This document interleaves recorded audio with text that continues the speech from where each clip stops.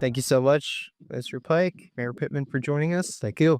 Really appreciate everything your town has done to welcome Nordspace and make us feel at home. I'm sure it must have come as quite a surprise when you heard that a spaceport and space launch was happening.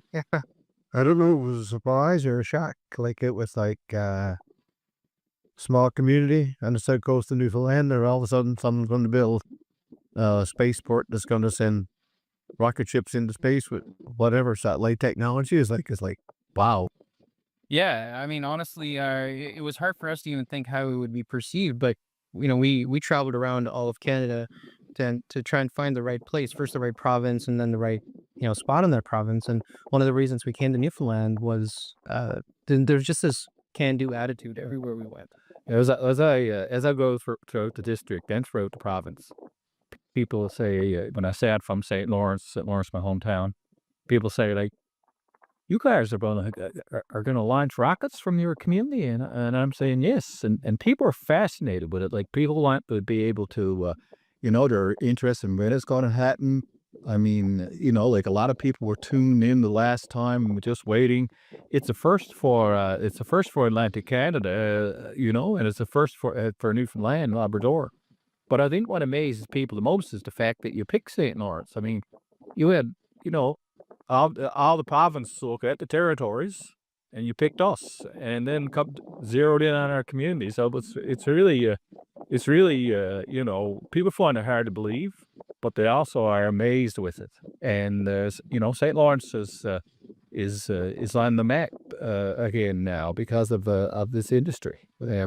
People want to know why St. Lawrence, and you know, That's the prevailing question. I think that was the prevailing question right from the beginning. Why St. Lawrence? Why, how did they pick St. Lawrence? Why are they coming there? Why are you blasting rockets? They could be in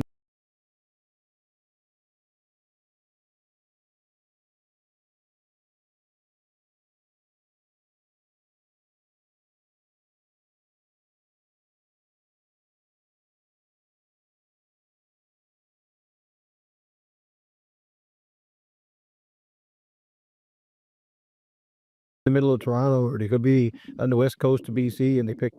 That was yeah, that was the prevailing question, not only in the community. It's the prevailing question anywhere we met, wherever we chose for support. People here are supportive of this project. They're intrigued by it, and the fact that you're bringing people into the community, and the fact that you're bringing people into the community. I mean, like myself and Cave have a lot of combined experience in the education field in this community, and as mayors and councilors with this town. And, like we realize the importance of this project, not only to the province, but to this community and what it could bring. And, projects of this magnitude, yes, I mean, now we're seeing you guys in town, and you're renting here and you're doing things like that. That's great. But when this really takes off, we're going to see a lot more activity here, and we're going to see a lot more people wanting to come here.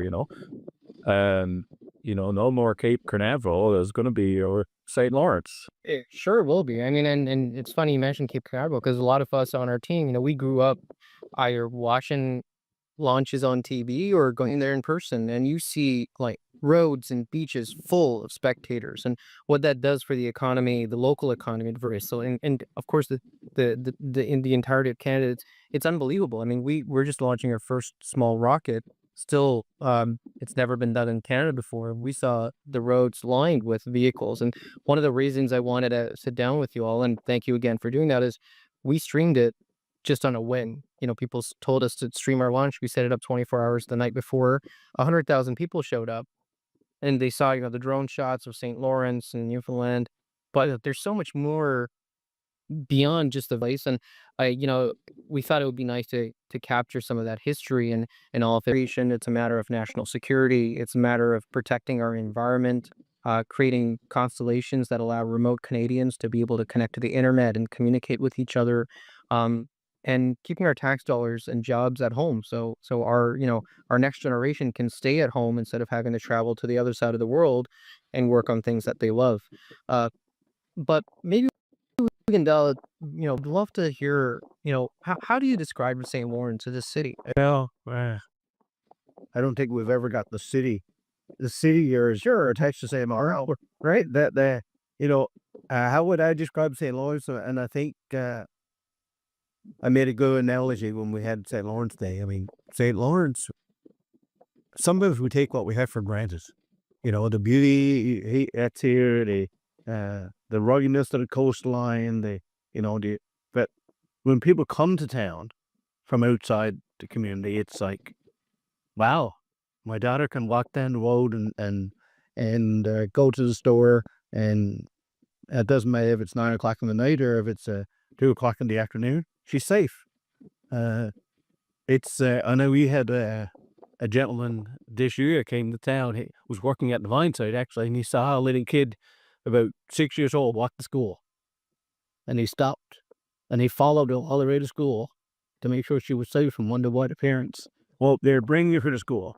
Like it's the uniqueness of the community. It's the rural community of Newfoundland where people look out for each other, people trust each other, and your kids are safe to walk the road. Your kids are safe to go next door. They play with everybody else in town. Like there's nobody, for example, oh, we shouldn't be there or shouldn't go to that house. It's that feature of the community it's not only unique to St. Lawrence, it's unique to Newfoundland in one sense, but it's a fantastic quality, and we don't see it sometimes, as I said, until someone comes to town and reminds us what we have. That's right. Like, but people say the grandchildren love it here. And I can attest to that because I have second grandchildren. And they do love it here. They come here, they can, go walk to the store by themselves. They can do these sorts of things as Kevin said, right? And it was like, they just love that freedom. And the fact that we got so many beautiful natural landscapes and features and so on, and beaches and so on. Like, if you talk about the history of St. Lawrence, well, if you go back to 1929, actually it was the day of Kevin's mother was born in November of 29, right? And that wiped out the fishery here. Then we had an American come in by the name of Walter Siebert Pond. It used to be a pond that we used to stay at. And Walter Siebert came in, and he decided that this would be a great place to open a fluorspar mine because of the natural veins in the rocks and so on. And like our history changed from one of a focus on the fishery, then it was focused on mining, and a lot of our we had that had a checkered past too. I mean, it wasn't all great for our people, but still they made a living and were able to take care of their families. And fast forward then to February 18th, 1942, with two American vessels go ashore right on our shores here, one in Chamber Cove and one at Lawn Point. And the people of St. Lawrence were able to, the men that were working in the mine were able to get there and start a rescue, which ended up saving 186 of the 389 men by hauling them up over cliffs. And that's been, we identify with that. That's been part of our past. We celebrate that every year. And of course we pay homage to it as well. Then we also, like, like we've had these American families visit us. A lot of survivors visited us. I mean, we had a state dinner here back in '88, I believe. So there was a lot of things that happened in this community that's kind of brought it together.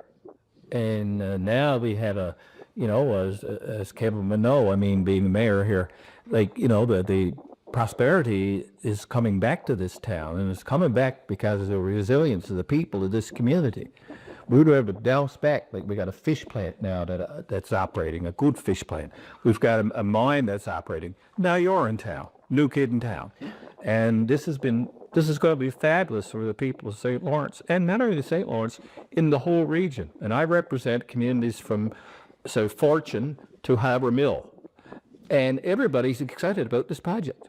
I mean, do you know when it's going to be? We have noticed. Can we get there? Can we see it? Is it going to be live streamed again? Like, I make that all the time. And wanted to know, was I out there? Did you see what was actually there? And, how far is it going to go up? And all these questions that people have. I mean, kids in school must be just flabbergasted with it. I've got a little grandson that's right into, for his last day at the last dress-up day, he went as an astronaut. So if you think about that and about the impact it's having, and the impact that a company like yours will have on the educational system here, because people will see this and say, this could be long-term jobs here at some point. And parents are going to be thinking about that and advising their guidance counselors and so on. Because if you're going to create a couple of hundred jobs over the next 5 to 10 years, then look, what do you need? And they're well-paid technical jobs. Right. Yeah. Right. That some of our brightest and best students are going to be into and want to come back to. Like Paul mentioned, the history. Yeah. I mean, people come to town and say, your hospital's named U.S. Memorial. How come well, U.S. is because the original U.S. Memorial was donated by the Americans after the tragedy in Chamber Cove with the ships in 1942. Roosevelt was the president at the time. I mean, St. Lawrence not only got a history in work, it's got a history in sport. Right. I mean, Soccer. The soccer program of St. Lawrence St. Lawrence is known as the soccer capital of Canada. Right. Right. I mean, where did a small town get that designation? I mean,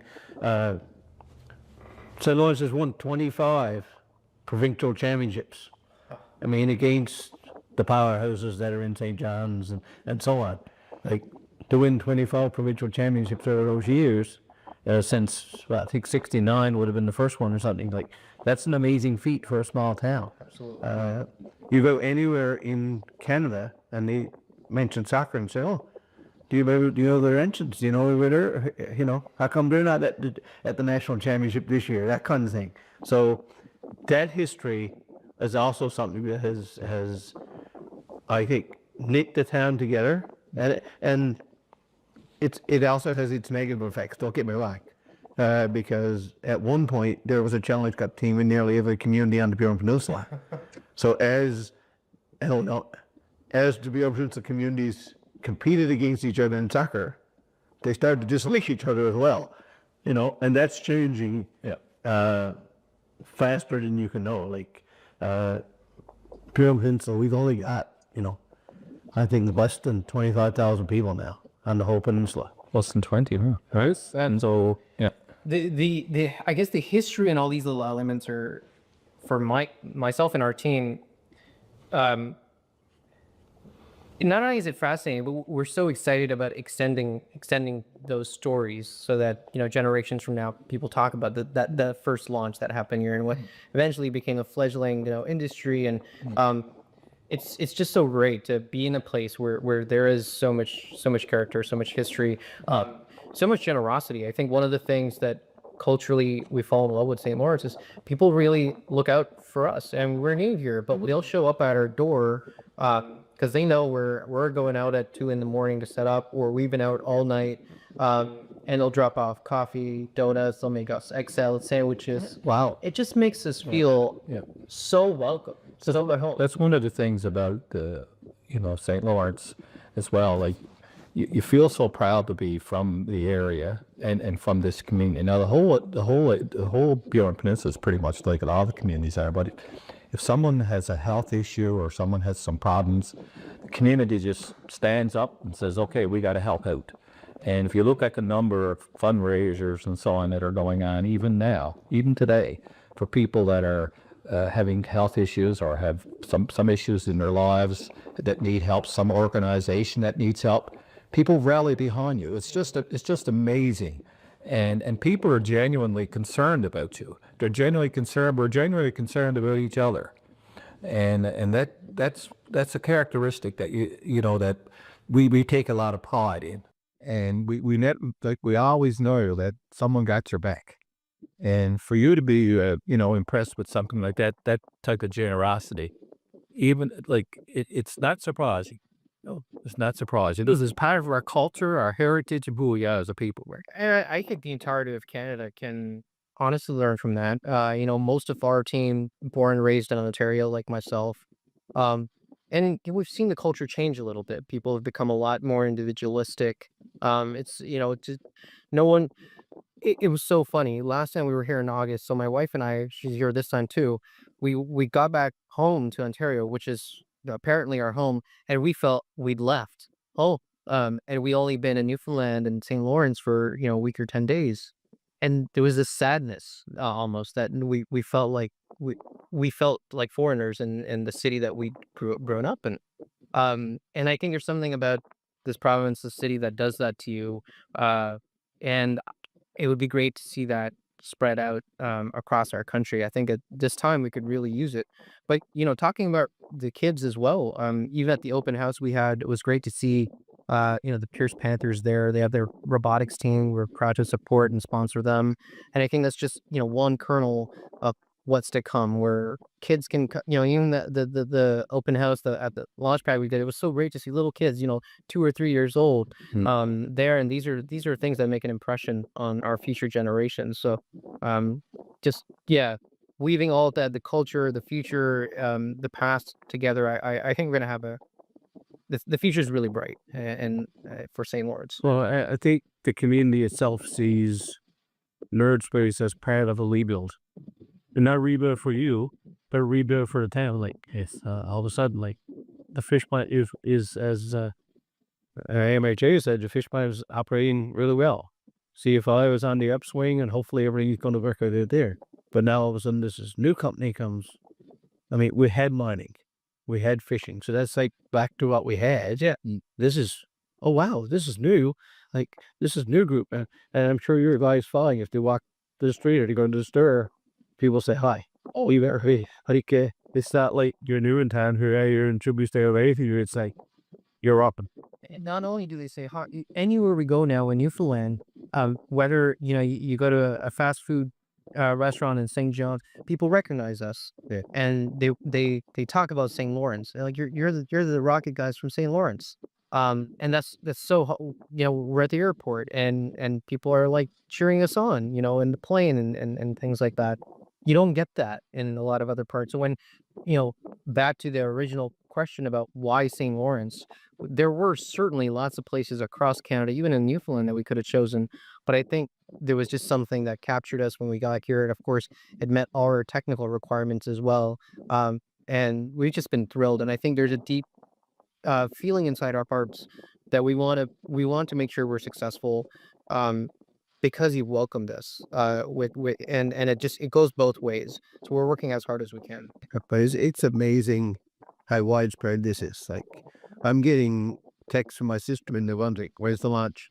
Where my son's in St. John, or like at the launching this morning. Yep. Like, it's text not just from Marystown, like one man from Bjorn, right, to say, okay, when's the launch? It's like, it's text from Toronto, it's text from Saskatchewan. I've got a butter out in Fort McMurray, like, when do you plan them to launch? Do you know what's happening this morning? That, like, it's that widespread. I was talking to the school principal a while ago, and he was saying that I hope I get some advance notice. He said, because we're going to have our students watch it in the gym. Like, that is like, that's the ultimate for children, and the ultimate for teachers as well. But I go there. You mentioned the Pierce robotic team, and I've had the opportunity to meet with them and talk to them and talk to some of their parents and so on. Everybody's so proud of those kids, and I was glad to be able to help them out. And as well, like in November, I'm hoping to do a statement in the House of Assembly, recognizing the kids and what they're doing. And I'll also be doing one on Nordspace as well. I'll be standing in the House, hopefully standing in the House in November to talk about Nordspace and the difference you're making to a region. I can't wait to do it.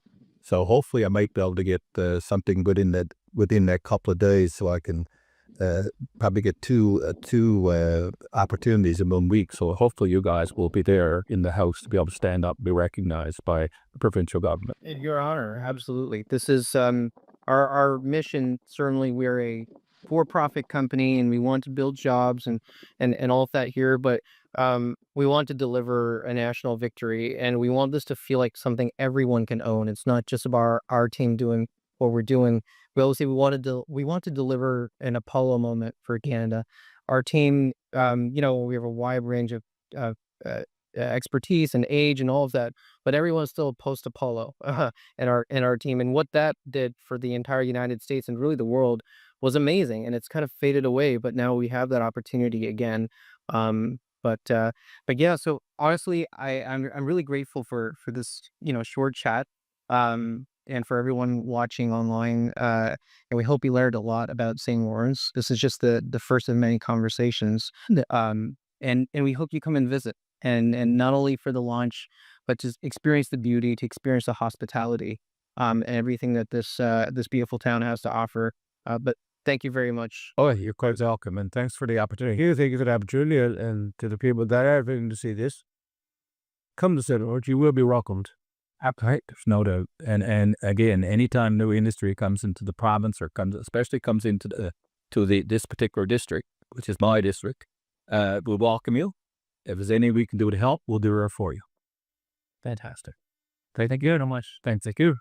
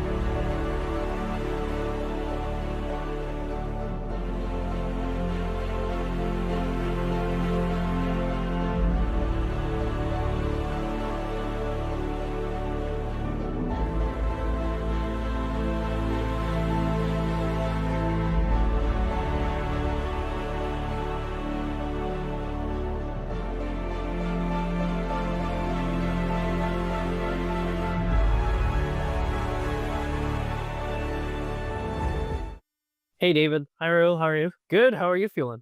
Pretty good. So you've been here since 3 a.m., right? Since 3 a.m. I go pretty early. Yeah, well, that's what it takes, I guess. Really excited to have you sit down for a couple minutes. I know you're really busy, so sorry to take you away from that work.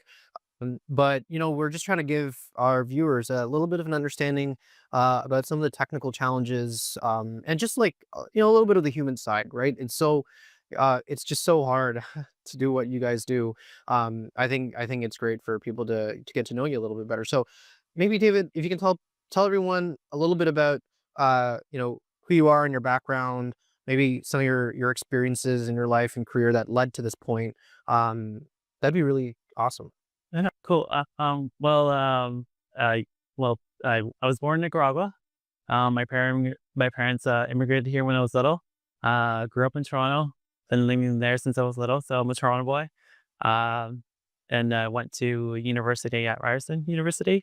Um, and I took electrical and computer engineering there, and I just graduated from that. After my undergrad, I did my master's. Then after that, I graduated from my master's, and the first job was I was never thought about going to working in the space industry, but it just so happened there was an opportunity, and I took it at MDA, and This is right after your master's. yeah, So right out of school, you went to MBA. yeah. Nice. And for a lot of folks may not know what MDA is. Maybe you're going to get into that. So just a little background. What's MDA famous for? What do they do? MDA was famous for the Canadarm. That's their glory days, and also they did a lot of shuttle, a lot of help. They helped a lot in the shuttle program. And so I got there. When I got there, I was working on FPGA work, and I was doing cameras for them. I did a lot of integration and testing. I did Hardware that went to hardware to went into space. One of the cameras, and I also the last thing I was there for, I was helping out with GSC of the for the camera that for the operations of the Canadarm 3, ground support. ground support, and also test boards. So yeah, it was a great opportunity. I had really great mentors there. And you joined MDA when it was actually quite small. Yeah, it was small. It was like maybe 120 or so before they grew. So it was you had uh, close connections with your coworkers and your mentors. And how many people roughly is MDA now, if you recall? Oh, they're up in the 2000s or more. So it goes to show, right? Like everything starts small. We talk about MDA, an amazing kind of Canadian story, right? They built a Canada arm, are kind of the Canada's success story in space from a business standpoint. David joined when there were about 100 people, now 2,000. So everything starts small, and then it becomes a lot bigger. That's awesome. You also worked on some, I guess, biotech related things, right? While you were at MD. Yes. There was two. I worked with again integration testing with the synaptic arm, and that was basically an arm that had a camera, and it helped surgeons do operations on the spine. So I helped out on that, and also the last I was a electrical lead on this base. I guess sorry, I keep thinking it's called Power Blaze, but it's a micro prep. So everyone knows what it is. It's basically it gives astronauts the ability to do DNA tests and blood sample tests on station. So you don't have to have like basically a lab. It's basically a lab on chip, and it works with microfluidics. So I was the electrical lead on that, helping make that happen. That's so interesting because if I were to zoom into that a little bit, people, a question, I don't really get that as much these days. I think people have really started to like dial into just how valuable space is for life on Earth. Our own mission is really to advance life on Earth from space, and those kinds of innovations, microfluidics, lab on chip type stuff that you first test in space, that all comes down to Earth, and that helps people, in remote locations or low income locations and things like that, emergency situations. And it's really interesting to hear like a space company working on technologies like that, and you had a direct impact on it. Yeah, for sure. Yeah, like that's one of the things that I love about doing work in space is not it's not just about exploring space, but it's also being able to advance the technology, help advance technologies here on Earth as well. Exactly, and I think you know, like our own Canadian Space Agency, that's something that as well. You look at some of the projects that they not just kind of the Canada Arm and things like that, but projects related to like food and agriculture or like medical applications and things like that. Now, obviously, we're really focused right now at Nordspace on getting stuff to space so that we can actually perform that research and experiments. Support our national security, support our environment, support remote communication systems and things like that. So let's now talk a little bit about Nordspace. Um, you spent so just to be clear, David was at MDA for over a decade now. This is like a really mature company. I love that. And you jumped headfirst into an environment that's like a stark contrast from this like large very professional organization to a effectively a startup. Now I know we do a lot of things that are we really punch above our weight. Um, how did you make that decision? To this day, I still find that fascinating. Yeah. Um, Again, I've always, people who know me and like my friends and stuff like that, they always know that I kind of have my own spirit. I do what I like, and I don't always often follow the herd or the curve. So I mean, MBA was a great opportunity, and that's what it was. Getting the ability to learn from some mentors that were really good in the industry, and develop your skill set, and that's how I looked at it. And then there was the side of me that always loved entrepreneurship and like being able to like help start a company or like start your own company. And again, like it was something that when I heard about what you guys North was starting to, I'm like, oh, like that's awesome. Like there was a lot of NBA is really known for what they've done, but I always felt we could do more and push boundaries more and you know I feel our generation needed something different. Ken Arm is great, but I always felt like it was the previous generation's gold medal, and I felt like our generation needed that that next level, and do something for ourselves and do something really big that will engrave our generation in history a bit. So yeah, I wanted to do also some entrepreneurship, help build a company, not just look at it from get a certain amount of money and you just spend a little bit and get some money. So yeah, I took entrepreneurship courses, and I wanted to take those skill sets that I was learning in entrepreneurship course and then apply them at work. And it just that's what North Space provided me, and that opportunity. And I thought it was great. So I took it. Like dived in head first, and yeah, it's something that I wanted to do. That's Yeah. awesome. We're so grateful to have you here, David. I One of the things that I think uh like you and I really kind of synced up on when you first joined Nordspace was I've always said at the end of every presentation that I've done, and I've always like it's our choice as Canada, as Canadians. Do we want to be leaders or do we want to be participants? This is an active choice. You look at all the major space missions, including Canadarm. As amazing as these feats are, we have always piggybacked and been participants. And we're capable of so much more. I mean, with our GDP, with our status in the world, our history, technologically, culturally, economically, we should be leading, and we must. So maybe just like linger on that for me a little bit. Participation versus leadership. Where do you stand on that? And why did that kind of resonate with you so much? Yeah, I guess that was one of the other major reasons why I joined Northspace. Again, going back to, it was great having mentors. There was a great opportunity to develop my skills at MDA, but there was always that next gear that, personally I wanted to get to. And with a team, I wanted to get there, but, that wasn't, the environment, or, it wasn't a goal that we had there. And so at North Space, I felt that goal was there. I felt that spirit was there. It's like, hey, let's do the next level thing. It's great that we did this stuff in the past, but like, what can we do now? Where can we, push the boundaries? So that's where I was coming from. And And I guess that's a luxury a company like Nordspace and startups in general can have. We can take risks that others can't.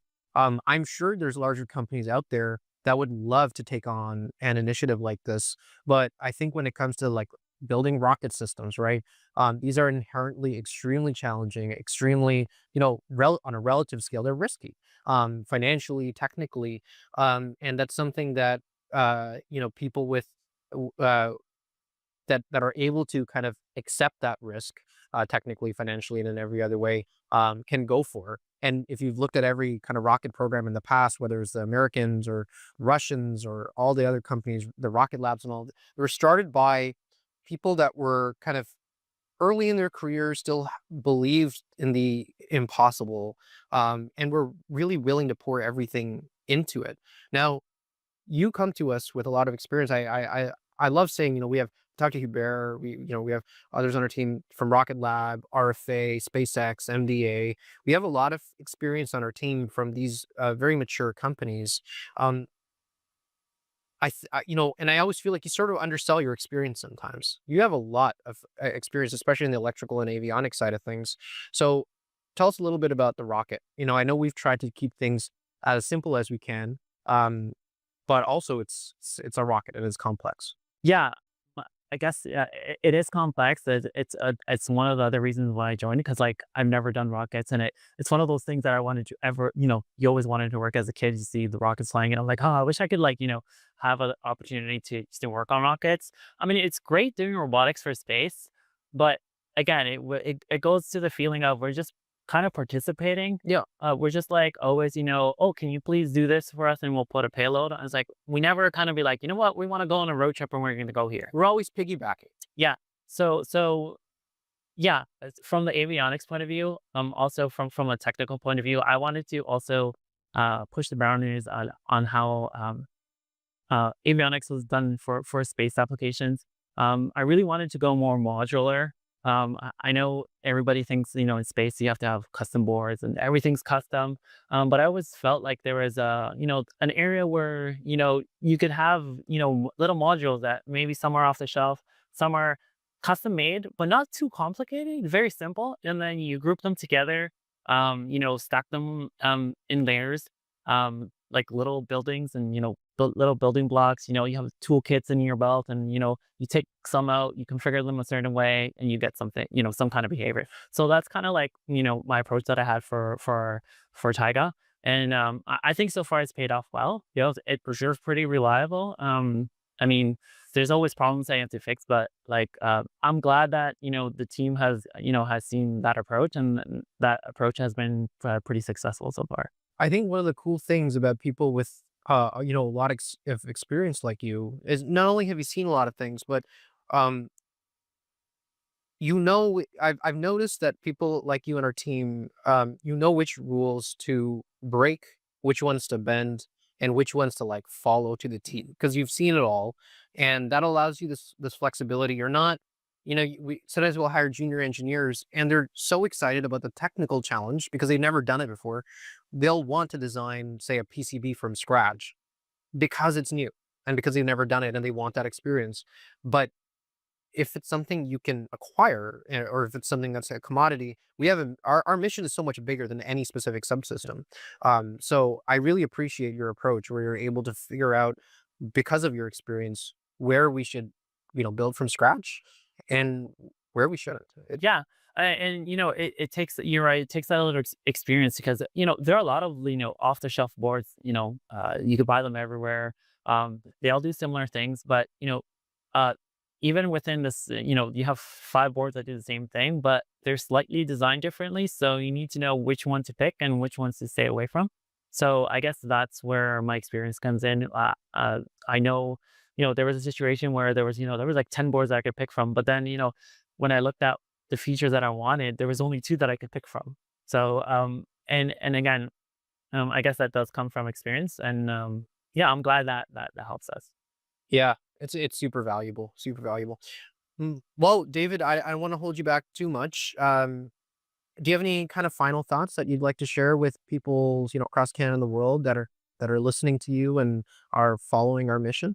Yeah.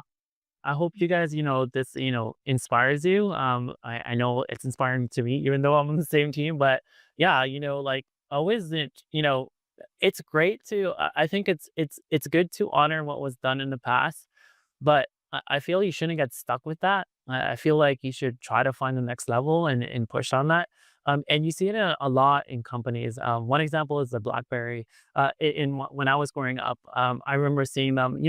They were in their heydays, and then you kind of stop dreaming. You kind of stop trying to find that next gear, and then somebody else comes by, and you're left behind. So at Nordspace, I hope we keep that spirit alive. We always want to keep pushing. Of course, there are times where you have to, slow down, take a temperature check. But, always, I think it's about having that spirit of like, hey, let's what's next? What else can we do? What's the next big thing that we could do?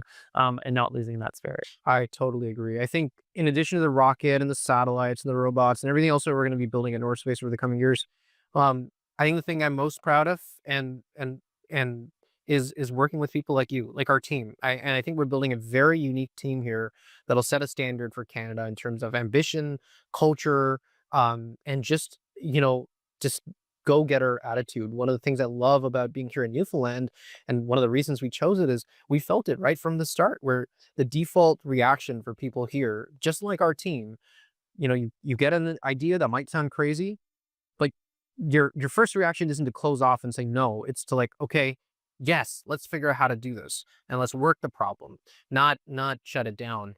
And I think we need a lot more of that. And the fact that you're such a free spirit, the fact that you're so talented, is one of the most important reasons I think that we're going to be successful as a company and as a country. So thank you so much. Thank you, For everything you do. Awesome. All right, I'll get back to that rocket. Let's do that.